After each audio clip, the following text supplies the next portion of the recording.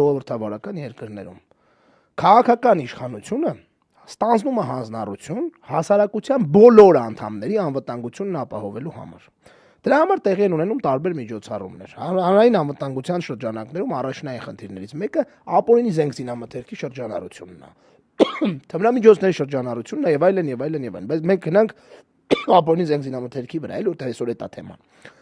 Ուրեմն ինչ է մտածում այդ կառավարությունը, ասում ախպեր ջան, բոլոր հասարակության անդամները պետք է ունենան այդ անվտանգությունը։ Բայց առաջնային անվտանգությունը պետք է ունենա իմ հակառակորդը, որ հանկարծ այդ հակառակորդի վրա մի բան չանեն,